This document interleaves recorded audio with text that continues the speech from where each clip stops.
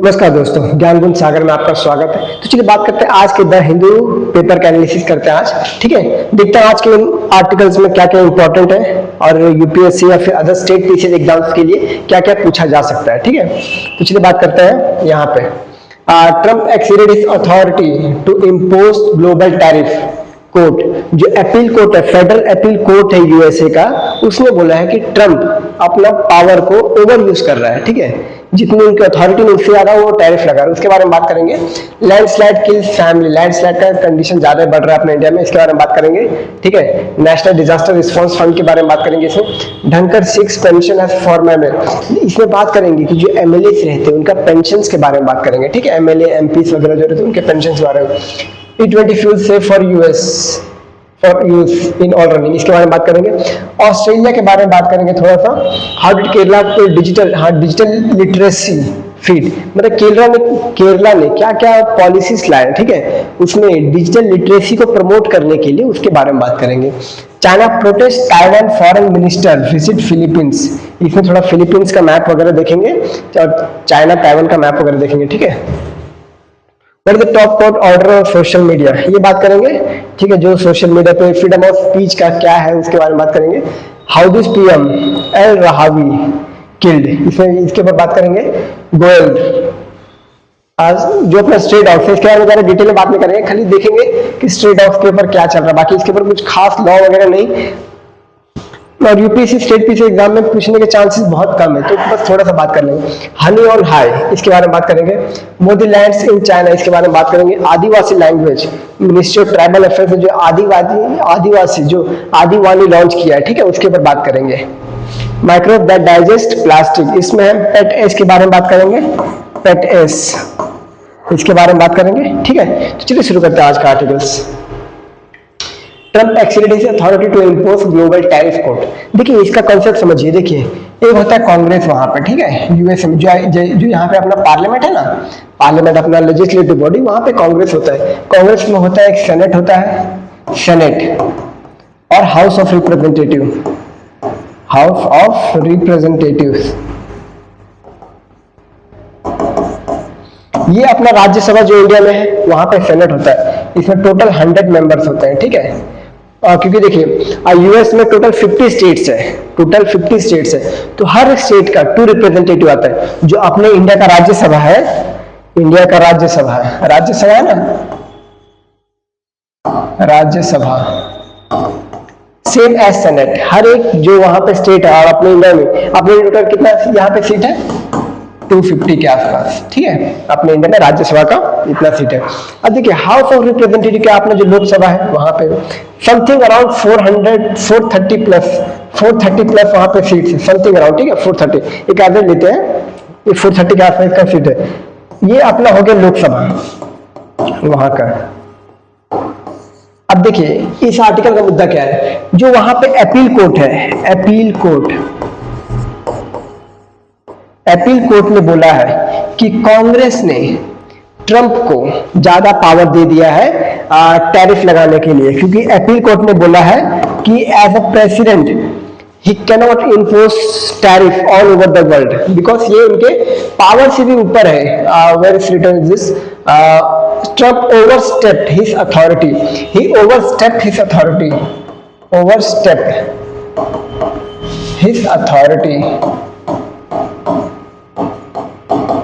ये किसने बोला है, ये बोला है अपना अपील कोर्ट, जो कि यूएसए का अपील कोर्ट है, उसने बोला है। ठीक है, तो टैरिफ जो ऑल ओवर वर्ल्ड लगा रहा है, ठीक है, इंडिया के ऊपर लगा रहा है, चाइना के ऊपर, all over the world excessive tariff लगा रहा है, उसके ऊपर कोर्ट ने बोला है उसका। अभी आपने सेनेट समझ लिया, ये हाउस ऑफ रिप्रेजेंटेटिव समझ लिया। ठीक है, अब इसी में से आता है एग्जीक्यूटिव बॉडी, एग्जीक्यूटिव बॉडी जो अपना प्रेसिडेंट जिसको हेड करता है, president of USA heads the executive body. ठीक है, now let's come to the next point. Landslide kills family of 7। देखिए लैंडस्लाइड का कंडीशन अपने इंडिया में अभी बारिश के समय में बहुत ज्यादा हो रहा है, तो गवर्नमेंट को इसको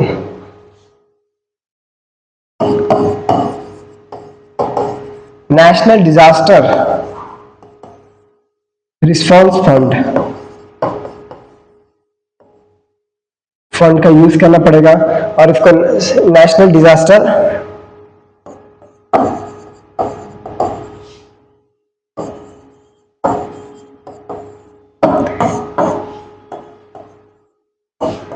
रिलीफ, ठीक है। जो अपना स्टेट ये नेशनल डिजास्टर जो है जो 2005 में बना था, उसके अकॉर्डिंग लैंडस्लाइड को ये डिफाइन किया गया है कि लैंडस्लाइड किसी भी एरिया में अगर ज्यादा इसके ऊपर वो डिस्ट्रक्शन फैलाता है लार्ज एरिया के ऊपर, तो उसको नेशनल डिजास्टर रिस्पॉन्स फंड के उसके अंदर तुरंत उसके अंदर कार्रवाई करनी चाहिए। और ठीक है, 2005 में, जबकि 2004 में आया था, जो 2004 में जो सुनामी आया था ना इंडिया, ऑल ओवर इंडिया में, जो अपना इंडियन ओशन है वहां पे, उस समय ये बनाया गया था।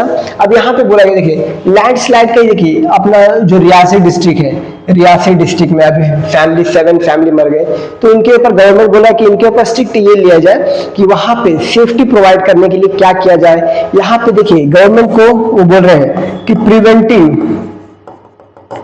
प्रिवेंटिव स्टेप्स लेना है, प्रिवेंटिव स्टेप्स लेना है, ताकि कोई भी जो भी ऐसे डिजास्टर है होने से पहले इसको प्रिवेंट किया जाए, मतलब अनुमान लगाया जाए, अनुमान लगाया जाए। ठीक है, इसके लिए इसको बोलते हैं एआई का यूज कीजिए, जो इस आर्टिकल में एआई का यूज कीजिए, या फिर जो अपना नेशनल ब्रॉडकास्टिंग है, जो अपना मौसम की जानकारी देता है वगैरह, उनको थोड़ा हाई ये अलर्ट डाल के, क्योंकि लास्ट ईयर इंडिया ने एक ये लाया था, एक लॉ लाया था जिसके अंदर रिसेंटली मतलब कोई भी डिजास्टर इंडिया में हो रहा है तो उसके ऊपर तुरंत मतलब होने से पहले उसके ऊपर जानकारी इतना मतलब फास्ट डेटा लाने का बात की गई है। तो इसमें वही बताया कि प्रिवेंटिव लेना चाहिए डिसीजन, क्यूरेटिव नहीं, क्यूरेटिव डिसीजन नहीं लेना चाहिए। ठीक है, धनकर 6 पेंशन है फॉर्मर राजस्थान एमएलए। अब देखिए इसमें थोड़ा जो एमएलए होते हैं उनके पेंशन्स के बारे में बात करें। देखिए अगर फॉर एग्जांपल कोई एक बार एमएलए बन गया, ठीक है, एमएलए एक बार बन गया, रिटायरमेंट के बाद उसको पेंशन मिलता है। ठीक है, अगर वही आदमी 2 बार एमएलए बन गया, 3 बार एमएलए, 4 बार, तो उसको हर एक अपने पोस्ट का उसको ये मिलता है, पेंशन मिलता है। ठीक है, हर एक पोस्ट का पेंशन मिलता है, ये है इसमें दिया गया हुआ।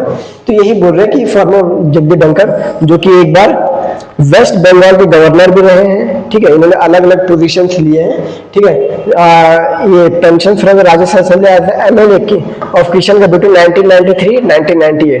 तो एक आदमी को अगर जितनी बार एमएलए बन रहा है उसको उतनी बार पेंशन दिया जाता है। आई थिंक इसमें कुछ रेगुलेशंस लाने की जरूरत है, क्योंकि लार्ज अमाउंट ऑफ मनी जो है पेंशन्स में चला जाता है, पेंशन्स में चला जाता है। ठीक है,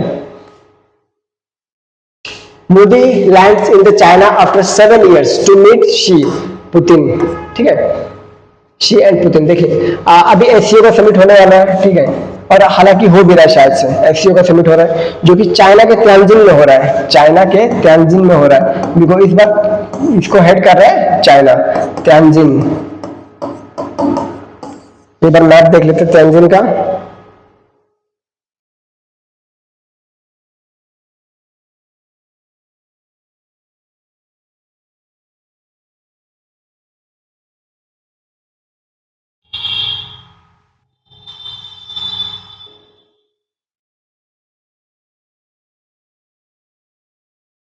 अब देखिए मैप मिल नहीं रहा है, लेकिन मैं आपको यहीं पे ओवरऑल दिखा देता हूँ।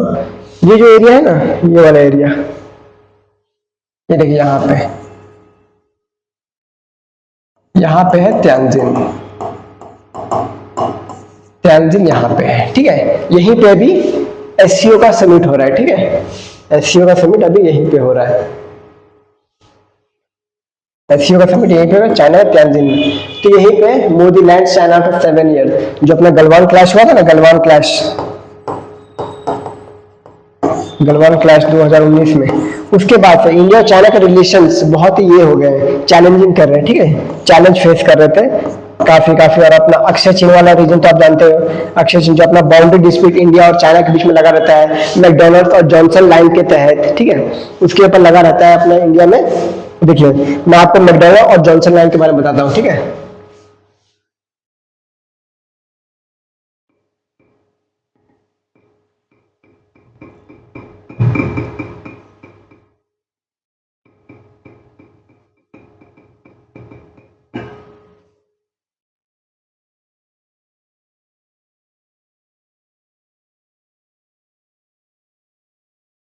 It's not tiles, it's lines.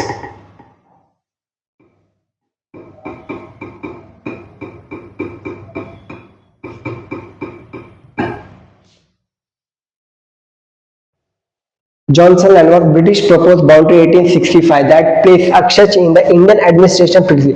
तो जॉनसन लाइन के हिसाब से जो अपना अक्षय चीन वाला रीजन है, अक्षय चीन वाला रीजन है, ये देखिए, ये देखिए, ये जॉनसन लाइन है, ठीक है।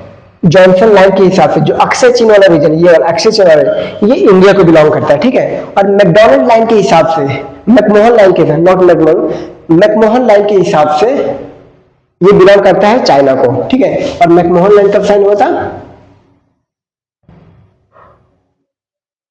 McMahon line, India claims Aksai Chin under the Johnson line while China claims under the McDonald line.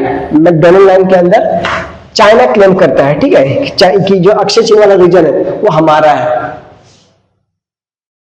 ये रहा बाउंड्री, अक्षय चीन वाला रीजन, ये देखिए, ये अक्षय चीन वाला रीजन है, ठीक है।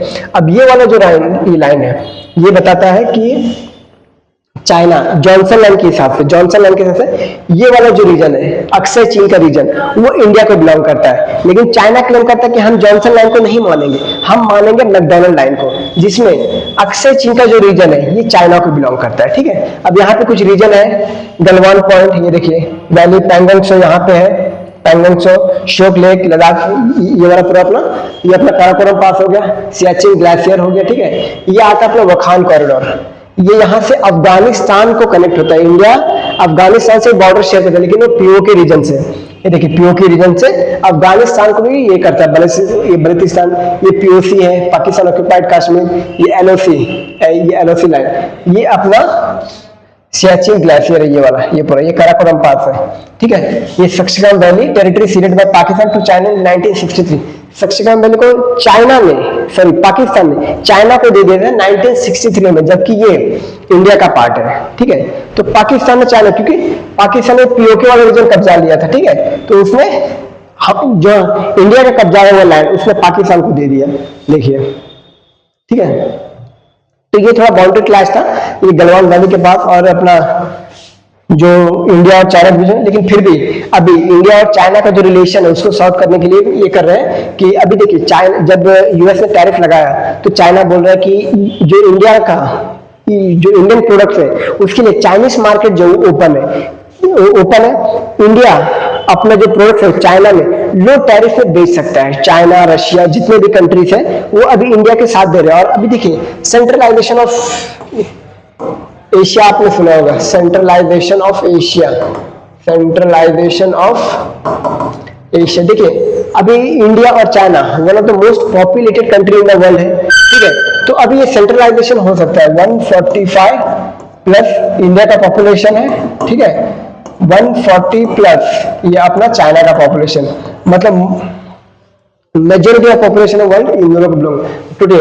8 बिलियन पॉपुलेशन है, उसमें से 3 बिलियन तो इंडिया और चाइना का ही है, ठीक है। तो इसी के ऊपर बात कर रहा है कि प्राइम मिनिस्टर अभी तेंजिन गए हैं ये एससीओ समिट के लिए, एससीओ समिट के लिए। अब एससीओ का मेंबर्स वगैरह देख लेंगे थोड़ा, ठीक है, कि एससीओ में कितने मेंबर्स आते हैं। देखिए, पहले स्टार्ट हुआ था C+5, मतलब चाइना +5, ठीक है, चाइना +5, जिसमें चाइना आता था और सेंट्रल एशियन कंट्रीज आते थे, जिसमें से कजाकिस्तान था,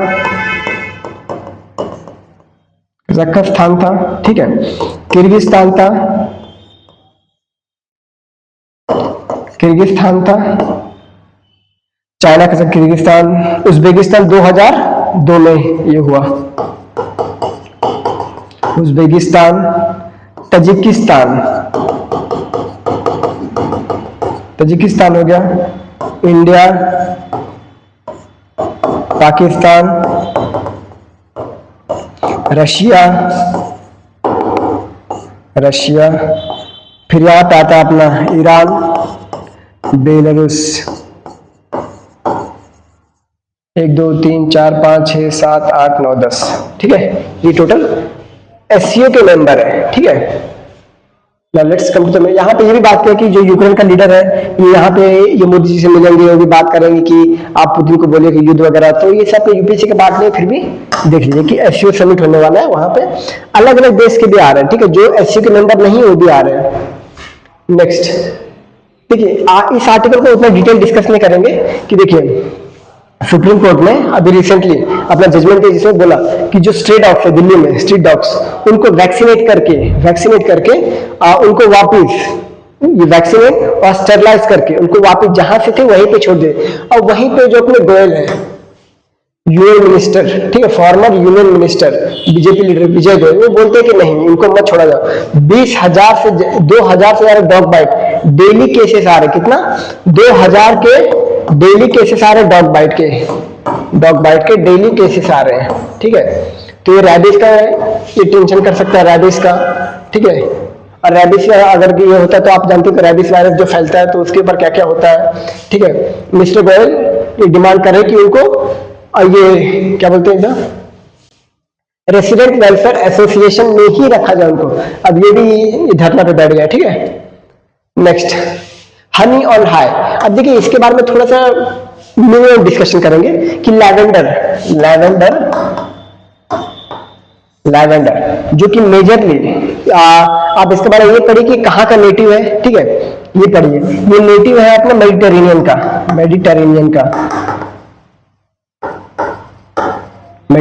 का। अभी इससे हनी निकालने की बात हो रहा है, ठीक है, हनी जो कि 5,000 to 6,000 किलोग्राम रुपीस, ठीक है, इतना महंगा। जबकि जो अपना नॉर्मल हनी है ये 400 रुपए किलो होता है, जो अपना ऑर्गेनिक है, ठीक है, 400 रुपए किलो। तो इतना महंगा होने वाला ये वाला हनी। और ये मेडिटेरेनियन में मोस्टली फ्रांस हो गया, इटली हो गया, फ्रांस, इटली, और भी कौन सा हो गया अपने मोरक्को हो गया, मोरक्को, ये रीजन मेजर प्रोड्यूसर है। और लैवेंडर हनी का डिमांड उस रीजन में, तो इंडिया क्या बन सकता है, इंडिया इसका एक्सपोर्ट कर सकता है, एक्सपोर्ट। लेकिन आपको क्या याद रखना है कि ये कहां पाया था, it is native to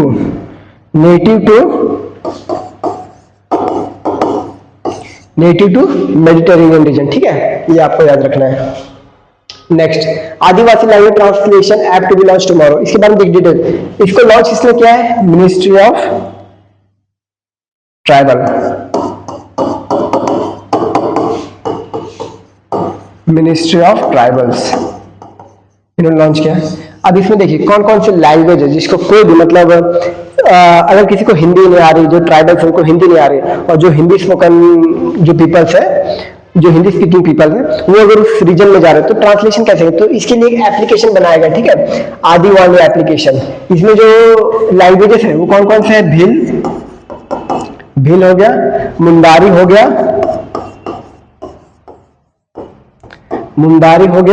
Santhali हो गया, कुई हो गया, गैरो हो गया, जो कि गैरो जयंतिया खासी आपने सुना होगा, ये अपना मेघालय में है, ठीक है, इनका। और मोस्टली ये गोंड स्पोकन, मतलब देख संथाली से, ये आपको फिगर याद रखने की जरूरत नहीं, इतने लाख पीपल मोस्टली झारखंड जहां पे है, तो ये आपको याद रखने की जरूरत है। This is following by the Santhali which is spoken by about 73 lakh people mostly in Jharkhand, west Bengal, Orissa, Bihar. Santhali language कहाँ पे स्पीक किया जाता है, लेकिन संथाली कहाँ पे ज्यादातर बोला जाता है, झारखंड में सबसे ज्यादा संथाली पॉपुलेशन है, ठीक है। और संथाली इंडिया में थर्ड लार्जेस्ट ट्राइबल ग्रुप है, थर्ड लार्जेस्ट संथाल। जो अपने प्रेसिडेंट है द्रौपदी मुर्मू जी, वो भी संथाल ट्राइब से आती है, ठीक है। Let's come to the next point, Jharkhand, west Bengal. Gond spoken in 29 lakh Gond. जो गोंड लैंग्वेज है ये मोस्टली आपको रहेगा अपना छत्तीसगढ़, मध्य प्रदेश, गोंड लैंग्वेज की बात करो, ठीक है। स्पोकन 20 लाख मध्य प्रदेश एंड महाराष्ट्र में भी है, महाराष्ट्र। नेक्स्ट मुंडारी कितने लोग बोलते हैं, मुंडारी अपने इंडिया में, मुंडारी टोटल 11 लाख लोग, 11.28 लाख। और ये कहाँ कहाँ पाए जाते हैं? मुंदारी, झारखंड, उड़ीसा, झारखंड और उड़ीसा में पाए जाते हैं मुंदारी ट्राइब्स, मुंदारी ट्राइब्स। ठीक है, गोंड हमने बात कर लिया, गोंड कहाँ कहाँ पाया जाता है? छत्तीसगढ़, मध्य प्रदेश, महाराष्ट्र। और संथाल कहाँ पाए जाते हैं? थर्ड लार्जेस्ट ट्राइब है यहाँ पे, ये कहाँ पाया जाता है? झारखंड, वेस्ट बंगाल, उड़ीसा।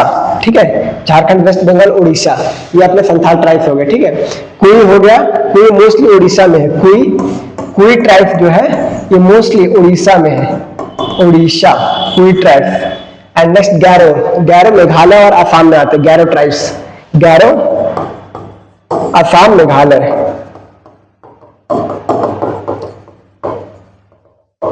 असम एंड मेघालय। ठीक है, और किसने लॉन्च किया? मिनिस्ट्री ऑफ ट्राइबल अफेयर्स ने इसको लॉन्च किया। ठीक है,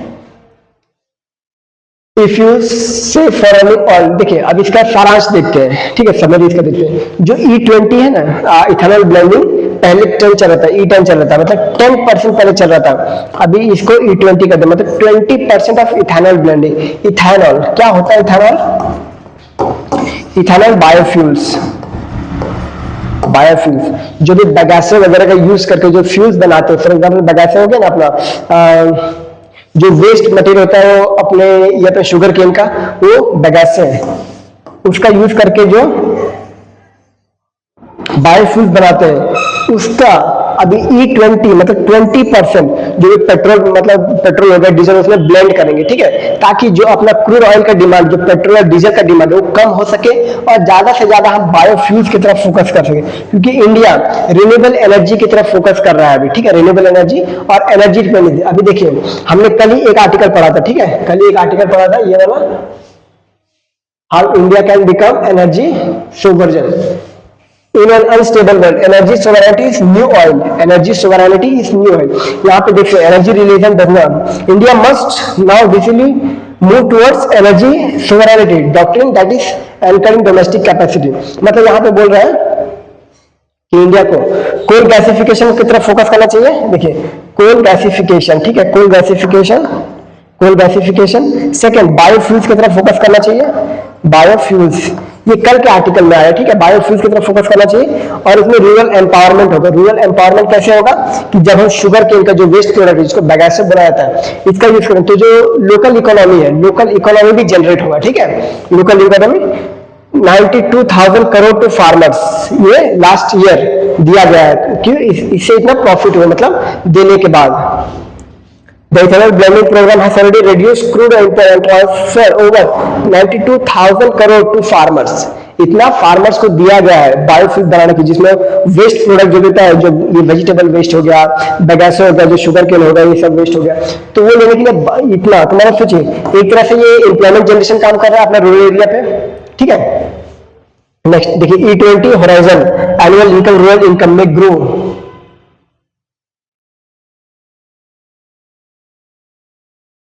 सस्टेनेबल अल्टरनेटिव फंड, यहाँ पे बायोगैस का, कंप्रेस्ड बायोगैस की बात की जाए तो ये आर्टिकल का सारांश यही है, ये आर्टिकल का सारांश। अब यहाँ पे देखिए जो इथेनॉल ब्लेंडिंग, जो बायोफ्यूल जनरेशन है अपने इंडिया में, बायोफ्यूल्स का जनरेशन जो है ये 4 स्टेज में किया गया है। फर्स्ट जनरेशन जो है पहले इसमें corn, sugar beet, wheat, rice brown लेते थे। ठीक है, लेकिन इसमें प्रॉब्लम क्या था कि अगर इसको यूज करते ना तो फूड सिक्योरिटी पे ये असर करता था। फूड सिक्योरिटी मतलब खाने की चीजों को हम पेट्रोल बनाने में यूज कर रहे हैं, तो फिर तो खाने की शॉर्टेज होगी। वैसे भी इंडिया जो हंगर इंडेक्स है उसमें बहुत लो पे आता है। ठीक है, माल न्यूट्रिशन, हंगर, इसमें इंडिया बहुत कम पे आता है। ठीक है, उसके बाद नेक्स्ट हमने डिसाइड किया कि नॉन एडिबल बायोमास, मतलब इसमें वेस्ट मटेरियल जो भी, जैसे सड़ा हुआ आलू हो गया जो फेंक देते हैं, सड़ा हुआ प्याज वगैरह हो गया, स्ट्रॉ हो गया, जो हम धान काटते हैं ना, धान जो रहता है अपना पैडी क्रॉप्स का जो रहता है वो, ये उसका यूज करना, ग्रास यूज करना और लकड़ियां यूज करना। ठीक है, इनकी मदद से बायोफ्यूल बनाना। थर्ड जनरेशन हमने एल्गल ब्लूम, एल्गल बायो जिसे माइक्रो एल्गे। ठीक है, फोर्थ जनरेशन हमने केमिकल प्रोसेस, मतलब जिसमें डीएनए, मतलब ये जेनेटिक इंजीनियरिंग करके, ठीक है, और माइक्रो ऑर्गेनिजम्स के द्वारा हम बायोफ्यूल बनाएंगे। माइक्रो ऑर्गेनिजम्स माइक्रोवेव, ये फोर्थ जनरेशन, ठीक है। तो यहीं पे ये बताया कि जो E20 फ्यूल्स है ना, E20 फ्यूल ये सेफ है। इंडिया में जितने भी कार बाइक रन कर रहे हैं नॉर्मल पेट्रोल पे, उनके ऊपर E20 ब्लेंडिंग करना, मतलब 20% ब्लेंडेड, ये इथेनॉल ब्लेंडेड जो पेट्रोल रहेंगे वो यूज करने पे कुछ भी खतरा नहीं होगा, ठीक है, ये बोला गया है। नेक्स्ट आर्टिकल देखिए, ये हालांकि माइक्रोवेव दैट डाइजेस्ट प्लास्टिक में फ्यूल एंटीबायोटिक रेसिस्टेंस। अब देखिए प्लास्टिक जो है, अभी प्लास्टिक एंटी माइक्रोबियल रेसिस्टेंस आपने बहुत, ये एंटी माइक्रो, ये माइक्रो प्लास्टिक के बारे में आपने बहुत सुना होगा, ठीक है। अब इसमें क्या है माइक्रो प्लास्टिक के ऊपर कि इंडिया में बहुत ज्यादा माइक्रो प्लास्टिक बैठ रहा है, ठीक है। जो प्लास्टिक होता है, जो हम डेली यूज करते हैं वो डिके नहीं होता, 700-800 सालों तक वो प्लास्टिक वैसे का वैसे रहता है, ठीक है। और जो भी रहता है मतलब पेन पेंसिल कुछ भी रहता है वो डिके हो जाता है, मिट्टी में मिल जाता है। लेकिन ये जो प्लास्टिक ये मिट्टी में नहीं मिलता, ये वहीं पे रहता है सालों। तो वही बोला जाता है कि ये स्मॉल फ्रैगमेंट्स टूट जाता है और पानी में आपके खाने में चला जाता है। मतलब आप जो आजकल का डेली का अगर खाना भी खा रहे हो, मतलब प्लास्टिक खा रहे हो साथ में, ठीक है, वो माइक्रो प्लास्टिक में होता है। और माइक्रो प्लास्टिक कितना होता है 5 mm, ठीक है, लेस देन 5 mm। और जो ये नैनो प्लास्टिक होता है मोर देन, ये लेस देन 1 माइक्रोमीटर, ठीक है, ये अपना नैनो प्लास्टिक हो जाता है, ठीक है। अब इसमें देखिए एक एंजाइम पाया गया है, ठीक है, बैक्टीरिया पाया गया है, पेट एस, पॉलीइथाइलिन टेरेथाप्लेट, ठीक है, पॉलीइथाइलिन टेरेथाप्लेट, ठीक है। अब ये काम क्या करती है, जो भी प्लास्टिक से होता है उसको डिके कर देता है, ठीक है। आप यहाँ पे ये इमेज में देख रहे हो प्लास्टिक ईटिंग बैक्टीरिया, ठीक है, और ये एक अपेंडेज है, ठीक है, ये अपेंडेज जिसके थ्रू से वो एंजाइम्स रिलीज करता है, ठीक है। जो बैक्टीरिया होता है ये अपेंडेज के थ्रू एंजाइम्स रिलीज करता है, जिससे जो भी प्लास्टिक का माइक्रो प्लास्टिक जो मैंने बताया ना, ये 1 mm और 5 mm, ये 1 micrometre nano plastic, 5 mm micro plastic, इनको डीके करने में हेल्प करता है पेट एस, ठीक है।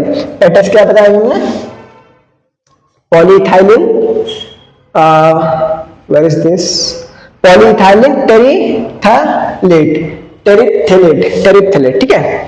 तो ये हो गया। अब इसमें एक और आता है MHETS, ठीक है, मोनो 2 हाइड्रोइथाइल टेरिप्थलेट हाइड्रोलेस, ठीक है। अब ये क्या करता है, अभी हमने यहाँ पे देखा प्लास्टिक ईटिंग बैक्टीरिया अपना फ्लैजिलम तो यूज करके प्लास्टिक जो भी है मोस्टली ये जो प्लास्टिक जो बॉटल्स वगैरह इनको डीके करने में हेल्प करता है। मतलब जो अपना एनवायरनमेंट है इससे इसको इरेडिकेट करने में हेल्प करता है, ताकि जो एनवायरनमेंट ये माइक्रो प्लास्टिक बन जाती है, जो कि डेली पानी भी आप पीते हो या खाना भी खाते हो, इसका मतलब आप प्लास्टिक भी खा रहे हो साथ में माइक्रो प्लास्टिक के फॉर्म में, तो उसको ये बैक्टीरिया हटाने में मदद करता है। अब इसका साथ देता है MHET, मोनो 2 हाइड्रोइथाइल टेरिप्थलेट हाइड्रोलेस, ठीक है। ये जो इसका प्रोसेस है, इसको प्रोसेस को और एनहांस कर देता है। मतलब अगर PET अगर 2 दिन ले रहा है तो ये इसको आधे दिन में करवा देता है। जो MHET है ना, ये इसका जो है MHETS, इसको आधे दिन में करने में हेल्प करता है। अब देखिए ये कहाँ पाया गया है अपना, ये अपना सुंदरबन में पाया गया है, क्योंकि आपने देखा होगा साइंटिस्ट ने रिसेंटली एक सर्वे किया, ठीक है। यहाँ पे जो अपना सुंदरबन का एक रिवर है, कौन सा रिवर है, सुंदरबन यहाँ पे मेंशन होगा, ओके, यहाँ पे एक रिवर मेंशन है। अब कहाँ मेंशन है पता नहीं, मैंने आर्टिकल में पढ़ा था, ठीक है। अब यहाँ पे एक रिवर है, उसमें ये सारे जो बैक्टीरिया से ये पाए गए हैं, ठीक है। ये बैक्टीरिया जो कि अभी सुंदरबन का जो पानी है, जो यहाँ पे सुंदरबन का पानी है, ये इससे माइक्रोप्लास्टिक नहीं पाया था। क्यों? क्योंकि यहाँ पे ये वाला बैक्टीरिया पाया था जो कि वहां के माइक्रोप्लास्टिक्स को ये डिके कर देता है, ठीक है। ये है आज क्या है इसका। नेक्स्ट बात, what is the top course order on social media. अभी देखिए इसको हम 2-3 पहले दिन भी डिस्कस कर चुके थे कि आपने समय रहने का एक केस सुना होगा, जो कि freedom of speech and expression का वायलेशन करते हैं, ठीक है। जो कि देखिए freedom of speech and expression article 19 clause 1 में दिया हुआ है, ठीक है। Freedom of speech and expression,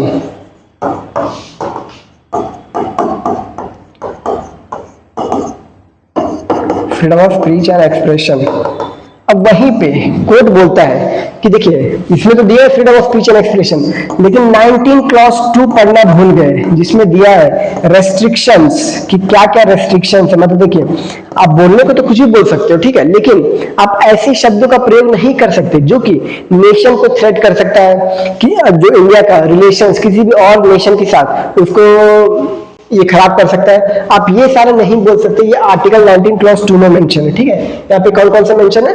sovereignty and integrity of India, 19 clause 2 में था sovereignty and integrity of India. Second mention है सिक्योरिटी ऑफ द स्टेट, मतलब आप देश के खिलाफ, देश के सिक्योरिटी के खिलाफ कुछ नहीं बोल सकते, ठीक है। Second, friendly relation with foreign state, मतलब जो भी नेशन के साथ हमारा फ्रेंडली रिलेशन है आप उनके खिलाफ कुछ नहीं बोल सकते, ताकि इंडिया और उस नेशन का रिलेशन खराब हो जाए, आप इसमें कुछ नहीं बोल सकते। पब्लिक ऑर्डर, आप पब्लिक ऑर्डर में कुछ नहीं बोल सकते। डिसेंसी और मोरालिटी, ठीक है, इसमें भी नहीं बोल सकते। कंटेम्प्ट ऑफ कोर्ट, कोर्ट के खिलाफ भी कुछ नहीं बोल सकते, ठीक है, ये लिखा हुआ है कंटेम्प्ट ऑफ कोर्ट। डिफेमेशन के ऊपर कुछ नहीं बोल सकते, ठीक है, डिफेमेशन मतलब अपने हेट स्पीच वगैरह हो गया, ठीक है, इसके ऊपर आप कुछ नहीं बोल सकते। इंसाइटमेंट ऑफ ऑफेंस, कुछ भी ऐसा ना बोलो जिससे हेट स्पीच या फिर दो कम्युनिटी में झगड़ा पैदा हो सके, ठीक है, हेट स्पीच वगैरह भी आपको नहीं देना। अब यहाँ पे कोर्ट क्या बोलता है कि ये जो बोला है ये कमर्शियल स्पीच, ये कमर्शियलाइजेशन ऑफ स्पीच जो है इसको कहां पे ये करोगे, तो यही कोर्ट ने बोला है कि देखिए आईटी एक्ट जो है, आईटी एक्ट 2021, इसमें अमेंडमेंट में दिया गया है कि जो भी मतलब freedom of speech and expression इसमें भी मेंशन है, तो इसके अंदर क्योंकि देखिए ये जो कमर्शियलाइजेशन ऑफ ये freedom of speech and expression था ये आर्टिकल 19 क्लॉज 1 के अंदर नहीं, तो यहाँ पे वही जो भी जो समय रहना या फिर जो उनके जो ये लॉयर्स थे वो ये कर रहे थे, मतलब ये आर्गुमेंट्स दे रहे थे कि जब ये मेंशन नहीं है अपने इसमें तो आप कैसे बताएं, तो वही कोर्ट ने बोला कि यहाँ पे मेंशन है आईटी एक्ट 2000 में, जहां पे एब्यूसिव लैंग्वेज को यूज करना मना है, to prevent their platform for being disseminate और डिसेंस पोर्नोग्राफिक और otherwise harmful content, harmful content को आप प्रमोट नहीं कर सकते, ये बोला है कहां पे? आईटी एक्ट 2021 में, ठीक है। ये हालांकि आईटी एक्ट 2021 है, आईटी एक्ट 2000 इसको अमेंड किया है 2021 में, ठीक है। यहाँ पे बोल रहा है कि आप हेट स्पीच या फिर ऐसे शब्द नहीं बोल सकते जो कि हार्मफुल कंटेंट हो, ठीक है, आप ऐसा नहीं बना सकते। अब देखिए how did Kerala pull off digital literacy feat, अब इसको शॉर्ट और समरी में पढ़ते हैं, ठीक है। अब देखिए इसको एक कहानी शुरू करते हैं कि देखिए एक ऑफिस